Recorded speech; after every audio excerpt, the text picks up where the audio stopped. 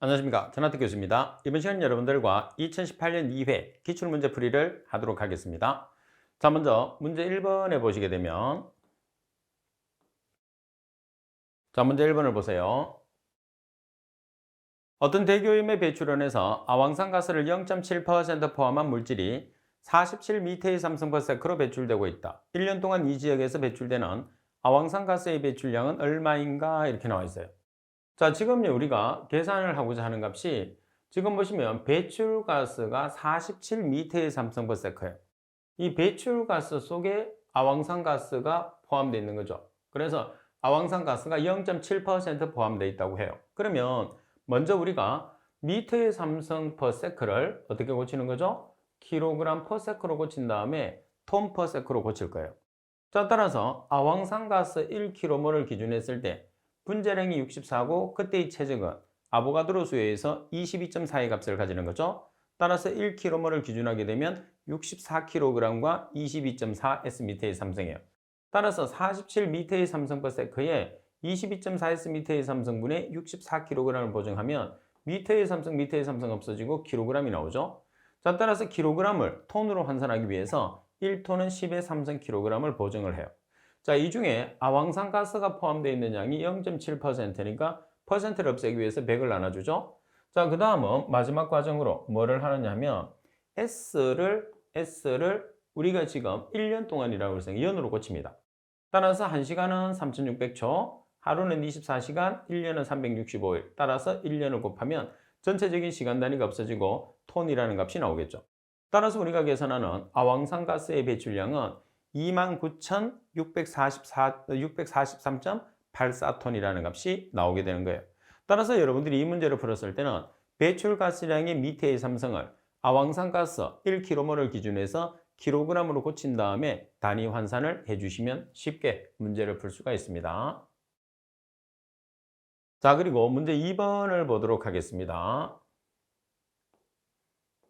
자, 문제 2번에 보면 다음 중에서 CFC 114의 표현식 표현으로 옳은 것을 찾으시오 그랬어요. 자, 우리가 CFC 114의 화학식이라는 것은 CClF2, CClF2로 나타내거든요. 그러면 결론적으로는 뭐가 되느냐 하면 C가 2개고 Cl이 2개고 F가 4개라는 소리입니다. 그죠? 따라서 CClF2짜리가 2개 들어가 있으니까 나번이 정답이 되는 거죠. 자, 그리고 문제 3번을 보도록 하겠습니다. 자, 문제 3번에 보시게 되면 A 공장에서 배출되는 이산화질소. 여기서 이산화질소라는 것은 NO2를 이산화질소라고 하죠. 자, 농도가 770ppm이다. 이 공장에서 시간당 배출 가스량이 108.2 Sm의 삼성이라면 하루에 발생되는 이산화질소는 몇 킬로그램이 되느냐고 그랬어요. 자, 먼저 여러분들이 770ppm이니까 ppm의 단위는 ml per Sm의 삼성 또는 ml per Nm의 삼성이 되는 거거든요. 따라서 ml per Sm의 삼성이라는 ppm의 단위를 우리가 질량 단위로 고치기 위해서는 NO2 1몰을 이용을 해요.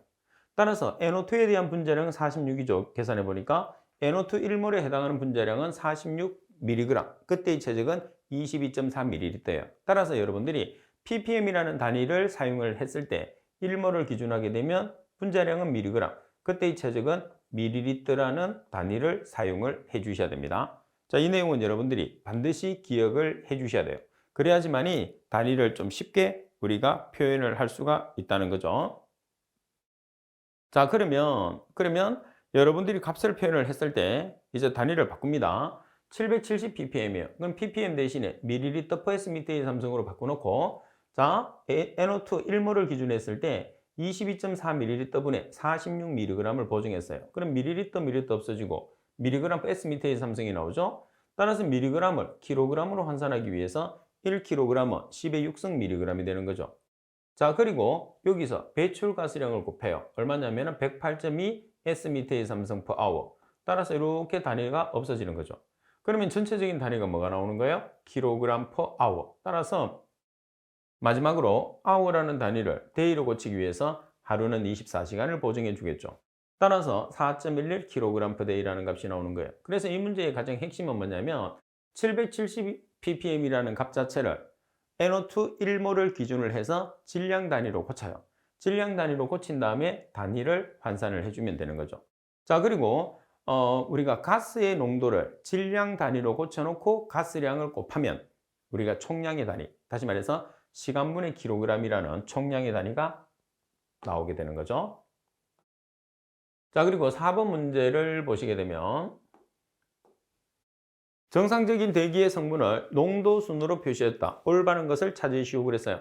자, 정상적인 대기의 성분 중에서 가장 많은 양을 차지하고 있는 게 당연히 뭐가 가장 많은 양을 차지하고 있어요? N2, 그 다음으로 O2, 그리고 아르곤, 그리고 CO2, 그리고 네온. 그래서 여러분들이 가장 많이 포함되어 있는 순서로 질소에서부터 메탄까지는 반드시 여러분들이 암기를 하고 있어야 돼요. 그래야지 답을 찾아내기가 쉬워집니다. 정답은 4번. 자, 그리고 여러분들 5번을 보시면 대기의 상태가 약한 역전일 때 풍속은 3m/s이고 유효 굴뚝 높이는 78m이다.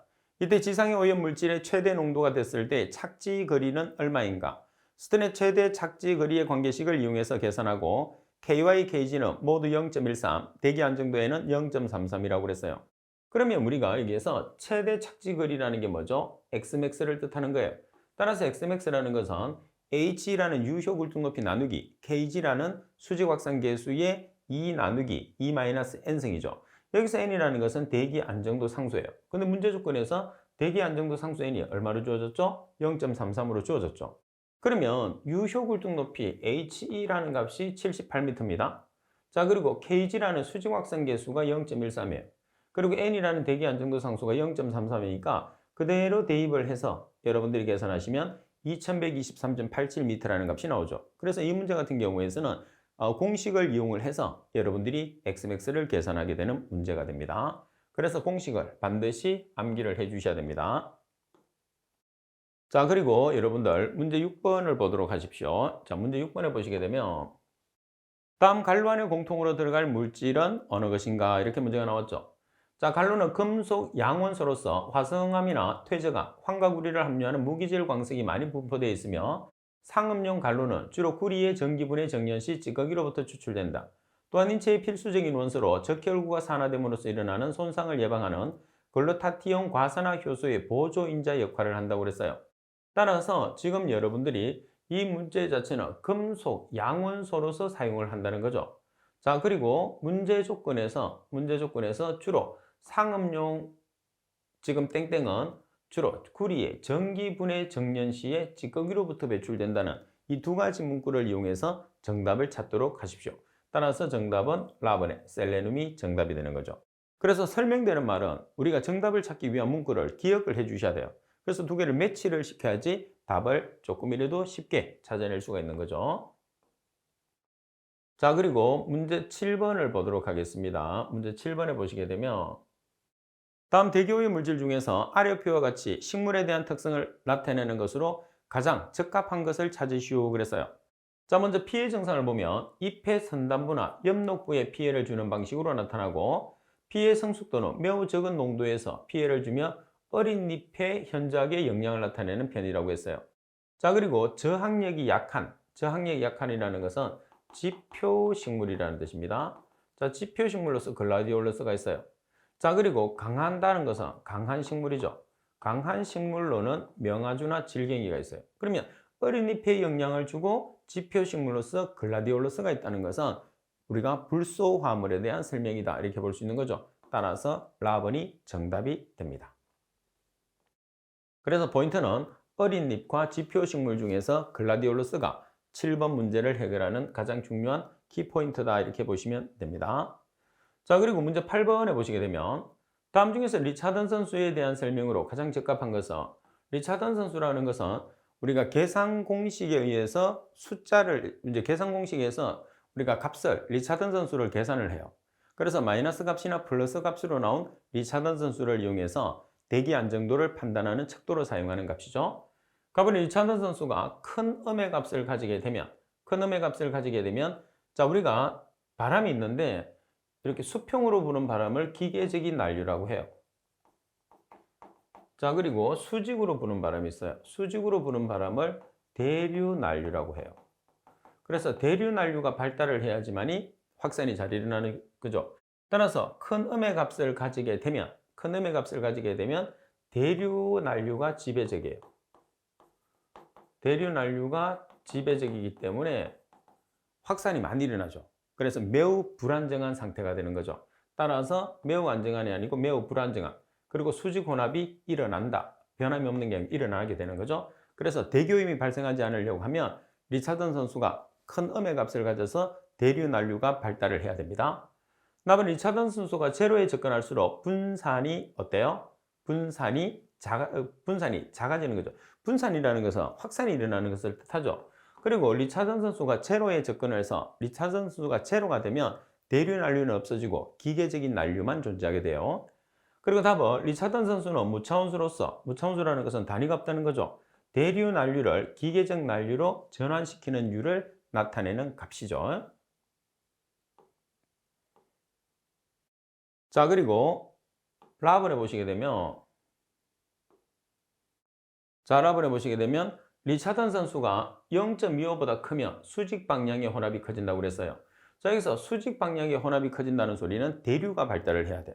그래서 대류 난류가 발달하기 위해서는 큰 음의 값을 가져야 되는 거죠.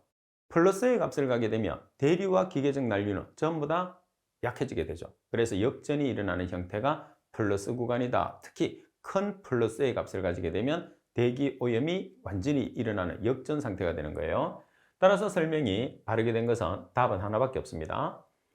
자, 그리고 9번 문제를 보겠습니다.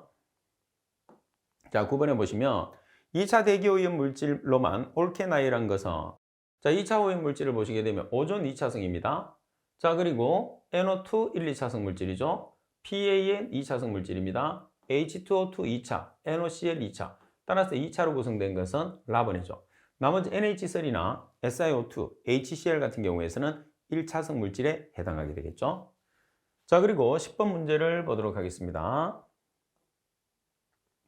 자, 10번 문제를 보시게 되면 주변 환경 조건이 동일하다고 할 때 굴뚝의 유효 고도가 2분의 1로 감소한다면 하류 중심선의 최대 지표 농도는 어떻게 변화되느냐고 그랬어요. 스테레오 확산식을 이용을 하라고 되어 있죠. 자, 우리가 Cmax라는 것은 EQ 나누기 파이 U H의 제곱 그리고 CG 나누기 CY로 계산을 하는 거죠. 여기서 Q라는 것은 배출가스량, U는 풍속, H는 유효굴뚝 높이, CG라는 것은 수직 확산 계수, CY는 수평 확산 계수예요. 자, 그런데 지금 문제 조건에서 Cmax와 유효 고도에 대한 상관관계식으로 표현을 해놨단 말이에요. 그러면 이 조건 자체 내에서 Cmax와 유효 굴뚝 높이의 관계를 찾아내는 거죠. 따라서 Cmax와 유효 굴뚝 높이는 Cmax는 유효 굴뚝 높이 제곱분의 1과 같다. 다시 말해서 제곱분의 1에 비례하니까 유효 굴뚝 높이는 유효 굴뚝 높이 제곱에 반비례하는 거죠. 제곱분의 1에 비례하니까. 자, 그래서 문제 조건에서 유효 고도가 2분의 1배가 됐을 때 최대 지표 농도를 물었으니까 유효 굴뚝 높이 자리에 2분의 1을 대입을 하는 거예요. 그럼 2분의 1의 제곱분의 1이니까 얼마가 되는 거죠? 4배가 되는 거죠. 따라서 유효 굴뚝 높이가 2분의 1배가 되면 Cmax라는 최대 지표 농도는 4배가 된다는 것을 우리가 알 수가 있죠. 따라서 라번이 정답이 되는 거죠. 자, 그리고 11번 문제를 보시게 되면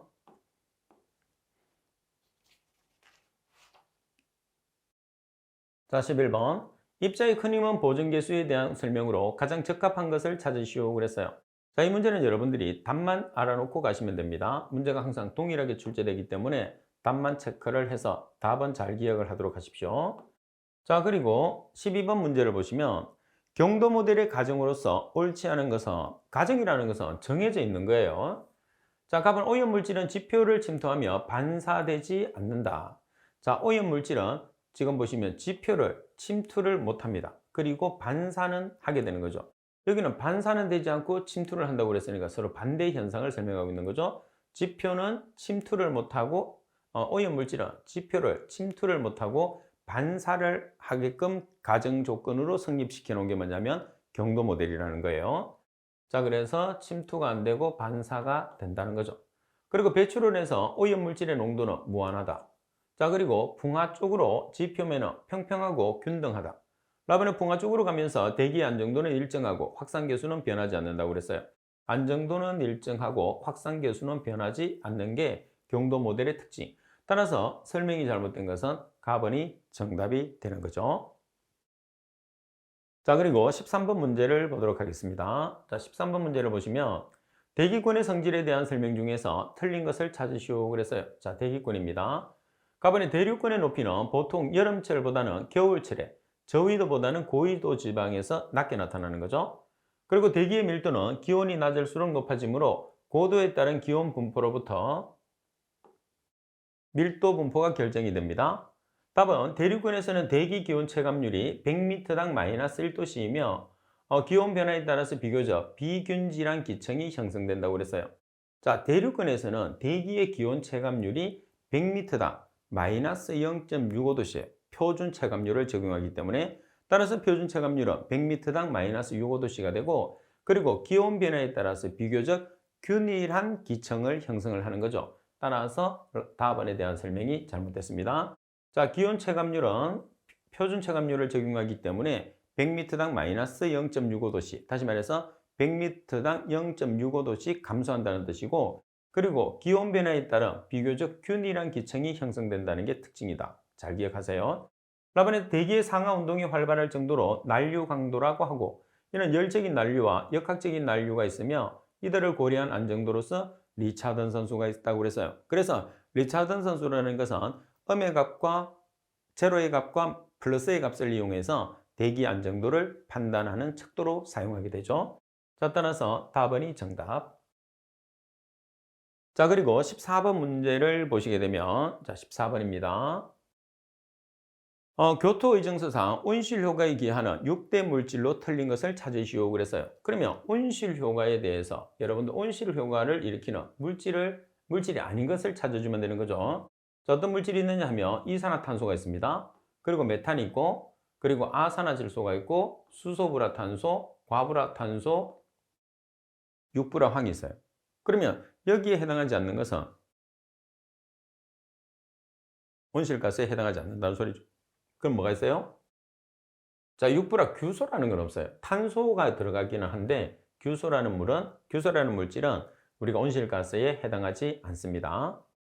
자, 그리고 15번 문제를 보시게 되면 다음 중에서 이산화황에 약한 식물과 가장 거리가 먼 것은 자, 여기서 이산화황이라는 것은 SO2죠. 그리고 약한 식물이라는 것은 기준이 되는 식물로서 지표식물을 우리가 약한 식물이라고 해요. 그리고 여러분들이 꼭 기억을 해 두셔야 되는 게 뭐냐면 아황산가스에 대한 약한 식물, 강한 식물 꼭 기억을 해야 됩니다. 그리고 약한 식물을 말씀드린 것처럼 지표식물, 기준식물이 되는 거예요. 그럼 약한 식물은 어떤 게 있느냐 하면 대매, 담배, 자주개나리, 목화, 보리가 있어요. 자, 반면에 강한 식물은 또 어떤 게 있느냐 하면 아황산가스에 강한 식물은 양배추, 까치밤나무, 쥐당나무, 샐러리, 소나무, 옥수수가 있습니다. 그래서 말씀드린 것처럼 아황산가스에 대한 약한 식물과 강한 식물은 여러분들 시험에서 아주 출제 빈도가 높아요. 그래서 반드시 정리를 해 두셔야 되겠죠. 따라서 정답은 약한 식물과 가장 거리가 먼 것은 옥수수가 되겠죠. 옥수수는 강한 식물에 해당하기 때문에 정답은 답은. 자, 그리고 16번 문제를 보도록 하겠습니다. 자, 16번 문제를 보시게 되면 다음 대기오염 물질이 인체에 미치는 영향에 관한 설명이다. 갈로 안에 들어갈 알맞은 말은 갈로는 혈관 내 용혈을 일으키며 두통, 오심, 흉부 압박감을 호소하기도 한다. CPBM 정도에 폭로되며 혼미, 혼수, 사망에 이른다. 대표적 3대 증상으로는 복통, 황달, 비뇨 등이며 망성적인 폭로에 의한 국소 증상으로는 손 발바닥에 나타나는 각화증, 각막궤양, 비중격 천공, 탈모 등을 들 수 있다. 자, 여기서 우리가 답을 찾기 위한 가장 핵심적인 내용은 뭐냐면 혈관 내에서 용혈을 일으킨다는 거. 자, 그리고 만성적인 우리가 대표적인 3대 증상을 보시게 되면 복통이나 황달이라는 빈뇨를 나타낸다는 거. 이 두 가지를 여러분들이 힌트를 해서 답을 연결을 해 놓으시면 돼요. 답이 뭐냐면 비소, AS를 비소라고 하죠. 답은이 정답. 자, 그리고 17번 문제를 보도록 하겠습니다. 다음 대기오염 물질과 주요 배출 관련 업종의 연결이 잘못 연결된 것을 찾으시오 그랬어요. 자, 염화수소는 소다공업이나 활성탄 제조 맞습니다. 그리고 질소산화물은 비료나 폭약, 필름 제조, 그리고 불화수소는 인산비료 그리고 유리공업, 그리고 염소는 용광로나 식품 가공이 아니고 뭐죠? 농약을 제조한다든지 화학공업, 소다공업에서 염소가 배출된다고 알려져 있죠. 그래서 라번이 정답이 됩니다. 자, 그리고 18번 문제를 보겠습니다. 자, 18번 문제를 보시게 되면 수용 모델에 관한 설명으로 틀린 것을 찾으시오 그랬어요. 자, 우리 교재에 보면 수용 모델과 반대되는 개념이 뭐가 있어요? 분산 모델이 있어요. 그래서 시험상에서는 다음 중에서 분산 모델에 대한 특징이 아닌 것을 찾으시오, 수용 모델에 대한 특징이 아닌 것을 찾으시오, 이렇게 문제가 상당히 자주 출제되기 때문에 여러분들이 노트에 수용 모델과 분산 모델을 한 번 더 정리를 해서 시험에 나올 때마다 여러분들이 계속적으로 반복적으로 보면서 익히도록 하십시오. 자, 먼저 가번에 보시게 되면 새로운 오염원이나 불확실한 오염원과 불법 배출 오염원을 정량적으로 확인 평가할 수가 있습니다. 그리고 지형이나 기상학적 정보 없이도 사용이 가능하죠. 그리고 측정 자료를 입력 자료로 사용하므로 시나리오 작성이 용이한 게 아니고 시나리오 작성이 곤란한 단점을 가지게 됩니다. 그리고 현재나 과거에 일어났던 일을 추정해서 미래를 위한 계획을 세울 수 있으나 미래 예측은 어려워요. 계획은 가능한데 예측이라는 것은 이 모델을 가지고는 안 된다는 거죠. 따라서 설명이 잘못된 것은 답이네요. 그래서 말씀드린 것처럼 수용이나 분산 모델 같은 경우에서는 여러분들 시험에서 특징이 시험에서 상당히 자주 나오는 문제예요. 그래서 반드시 여러분들이 기억할 수 있도록 하십시오. 두 가지로 꼭 비교를 해 놓으세요. 자, 그리고 19번 문제를 보시게 되면 오존의 전량이 330 DU이라는 것은 오존의 양을 두께로 표시했을 때 어느 정도인가, 이렇게 문제가 나왔어요. 그러면 여러분들이 교재에서 배웠을 때 이론에서는 1mm는 오존이 100dob선이라고 했어요. 그죠? 그러면 1mm일 때 100dob선은 Xml일 때 DU가 dob선이거든요. 330dob선 이렇게 비례식을 놓으면 되죠. 그러면 X라는 계산을 하게 되면 얼마가 나오느냐면 3.3mm라는 값이 나오게 되는 거죠. 따라서 가번이 되는 거예요. 자, 팁에도 있는 것처럼 330DU라는 것은 DU는 돕선을 줄여서 DU라고 표기를 하는 거죠. 그래서 여러분들이 가장 간단하게 문제를 풀 수 있는데 여기서 핵심은 뭐냐면 우리가 오존층의 두께를 돕선으로 나타냈을 때 1mm에 해당하는 두께가 100돕선이라는 걸 여러분들이 알고 계셔야지 문제를 풀 수 있다는 내용이 되는 거죠. 자, 그리고 20번 문제를 보겠습니다. 자, 20번 문제 보시면 다음 중에서 메탄의 지표 부근의 병용 농도 값으로 가장 적합한 것은, 자, 메탄이라는 것은 CH4입니다. 메탄의 지표 부근의 병용 농도 값은 얼마의 값을 나타내는 거죠? 1.5ppm. 따라서 정답은 나번이죠. 그래서 20번 같은 경우에서는 단답형 문제이기 때문에 우리가 바로 알고 있어야지 문제를 풀 수 있는 내용이 되는 거죠. 자, 그리고 21번 문제를 보겠습니다. 자외선 가시성 분광법의 분석 장치 구성에 관한 설명으로 틀린 것을 찾으시오 그랬어요. 자, 가번에 보면 장치의 구성 순서입니다. 장치의 구성 순서는 가장 먼저 뭐가 와야 되죠? 광원부, 그리고 파장 선택부, 시료부, 척광부. 그래서 지금 순서 자체가 바뀌었죠. 그죠? 틀렸습니다. 반석화 장치로는 프리즘이나 회절격자 또는 이 두 가지를 조합한 것을 사용을 하고, 그리고 단색광을 내기 위해서는 슬릿을 부속시켜서 사용할 수도 있습니다.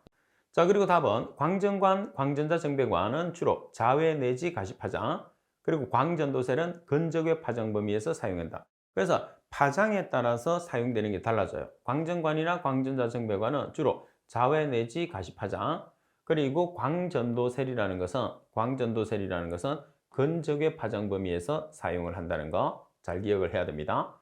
다음에 광전 분광 광도계에서 미분 척광, 이파장 척광, 시차 척광이 가능한 것도 있다. 따라서 설명이 잘못된 것은 가번이 정답이 되는 거죠. 자, 그리고 22번 문제를 보시게 되면 시료의 전처리 방법 중에서 3분해에 관한 설명으로 틀린 것을 찾으시오 그랬어요. 가번에 극미량 원소의 분석이나 휘발성 원소의 정량 분석에는 적합하지 않은 편이다. 가번에 질산이나 과염수산의 강한 산화력으로 인한 폭발 등의 안전 문제 및 자, 플로르와 수소산의 접촉으로 인한 화상 등을 주의해야 한다. 답은 분해 속도가 빠르고 시료 오염이 적은 편이라고 그랬어요. 자, 분해 속도가 반대로 느리고 시료 오염이 많이 발생하는 게 가장 큰 특징이다, 이렇게 볼 수 있습니다. 라번에 염산과 질산을 매우 많이 사용하며 휘발성 원소들이 손실 가능성이 있다. 따라서 답은, 그래서 이런 문제 같은 경우에서는 여러분들이 문제를 통해서 문제를 자주 봄으로써 유형 자체를 자꾸자꾸 넓혀 가셔야 됩니다. 자, 그리고 23번 문제를 보시게 되면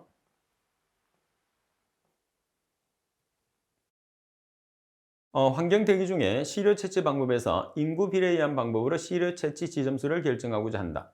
자, 그 지역의 인구 밀도가 4,000명 per 제곱킬로미터, 그 지역의 가주지 면적이 5,000제곱킬로미터. 가주지 면적이라는 것은 사람이 살 수 있는 면적, 다시 말해서 거주지 면적을 한자로 표현한 거예요. 자, 그리고 전국 평균 인구 밀도가 5,000명 per 제곱킬로미터일 때 시료 채취 지점수는 얼마인가 이렇게 나와 있어요. 그러면 측정 점수를 계산을 하잖아요. 측정 점수라는 것은 그 지역의 가주지 면적 나누기 25제곱킬로미터 곱하기 그 지역의 인구 밀도 나누기 전국 평균 인구 밀도를 이용을 해요. 그러면 그 지역의 가주지 면적이 얼마냐 하면 4,000명 per 제곱킬로미터. 자, 이거는 1제곱킬로미터 인구수겠네. 자, 그러면 가주지 면적이 5,000제곱킬로미터예요. 그래서 가주지 면적 5,000제곱킬로미터 나누기 25제곱킬로미터, 그 지역의 인구 밀도는 1제곱킬로미터당 4,000명. 전국 평균 인구 밀도는 1제곱킬로미터당 5,000명. 자, 따라서 값을 계산을 하면 160이 나오는데, 우리가 측정 점수 같은 경우에서는 소수점 첫째 자리에서 완전올림을 한다는 것을 여러분들이 꼭 기억을 하고 계셔야 됩니다. 소수점 첫째 자리에서 완전올림. 자, 그리고 24번 문제를 보겠습니다. 대교원 공정시험 기준상 시험의 기재미, 용어의 의미로 옳은 것을 찾으시오 그랬어요. 자, 여기서 정확히 단다하게 되면 0.1mg까지, 그리고 고체 성분의 양을 정확히 취한다고 되어 있어요. 정확히 취한다는 것은 고체가 아니고 뭐가 되는 거죠? 액체가 되는 거죠. 자, 그때 사용하는 것은 홀피펫이나 메스플라스크를 이용을 하게 되는 거죠. 자, 그리고 답은 문제 설명해 보시게 되면, 자, 감압도는 진공이라고 그랬어요. 감압도는 진공은 15mm H2O가 아니고 15mm HgER을 뜻하죠. 그리고 시험 조작 중에서 적시라 하면 10초가 아니고 얼마가 되는 거죠? 10초가 아니고 30초 이내를 뜻하는 거죠. 따라서 바르게 설명된 것은 가번이 하나이죠. 따라서 가번이 정답. 자, 그리고 25번 문제를 보시게 되면, 기차 크로마토그래피의 정량법 중에서 정량하려는 성분으로 된 순물질을 단계적으로 취해서 크로마토그램을 기록하고 봉우리 넓이 또는 봉우리 높이를 구하는 방법으로 성분량을 횡축해 봉우리 넓이 또는 봉우리 높이를 종축으로 하는 것은, 이렇게 문제가 나왔어요. 자, 그러면 지금 문제 조건에서 설명하고 있는 가장 핵심은 여러분들이 성분량을 횡축해 그리고 넓이 또는 봉우리의 높이를 종축으로 하여 나타낸다는 거죠. 따라서 절대 검정 곡선번에 대한 설명이니까 나번이 정답. 자, 그리고 여러분들 기체 크로마토그래피법에서 정량 분석 방법을 여러분들이 기억을 해야 돼요. 종류를 어떤 게 있느냐 하면 절대 검정 곡선법이 있고 넓이 백분율법, 보정 넓이 백분율법, 상대 검정 곡선법, 표준물 첨가법이라는 게 있어요. 그래서 시험상에서 기체 크로마토그래피법에서 정량 분석 방법에 해당하지 않는 것을 찾으시오 이렇게 문제가 나온단 말이에요. 그럼 지금 팁에 나와 있는 이 종류를 가나다라로 쭉 서술을 해서 그 중에 다른 한 개를 바꿔서 여러분들에게 정답을 찾게 하는 그런 문제도 나올 수가 있습니다. 자, 그리고 26번 문제를 보도록 하겠습니다. 자, 26번. 다음은 방울수에 관한 정의다. 갈로 안에 알맞은 것을 찾으시오 그랬어요. 자, 방울수라고 하면 온도가 몇 도죠? 20도씨. 정제수 20방울을 떨어뜨렸을 때 1ml가 되는 것을 이야기를 해요. 그러면 20, 21이 되니까 정답은 라번이 정답이 되는 거죠. 자, 그리고 27번 문제를 보도록 하겠습니다. 자, 27번 문제가 조금 길죠. 자외선 가시선 분광법에서 흡수 세례 세척 방법에 관한 설명으로 틀린 것을 찾으시오 그랬어요. 자, 가번에 보시면 탄산소듐 용액 농도는 20g per 리터짜리입니다. 소량의 음이온 계면 활성제를 가한 용액에 섭수세를 담가놓고 필요하면 40도씨에서 50도씨로 약 10분간 가열한다고 그랬어요. 그래서 여기서 여러분들이 우리가 섭수세를 세척했을 때 세척 시약으로는 탄산소듐 용액을 쓴다는 거 꼭 기억을 해야 됩니다. 그리고 납은 흡수세를 꺼내서 물로 씻은 후에 질산 1+5의 소량의 과산화수소를 가한 용액에 30분간 담궈서 둡니다. 그리고 흡수세를 새로 만든 크롬산과 황산 용액에 약 1시간 담근 다음에 흡수세를 꺼내서 물로 충분히 씻어서 사용해도 됩니다. 자, 그리고 빈번히 사용했을 때, 자주 사용하는 경우에서는 물로 잘 씻은 다음 식염수에 담궈서 두고 사용한다고 그랬어요. 자, 풀이해 보시게 되면 우리가 자주 사용, 빈번히 사용하는 거는 물로 잘 씻은 다음에 정류수를 넣어서 용기에 담궈두고 사용을 하시면 돼요. 따라서 설명이 잘못된 것은 4번이 정답이 되는 거죠.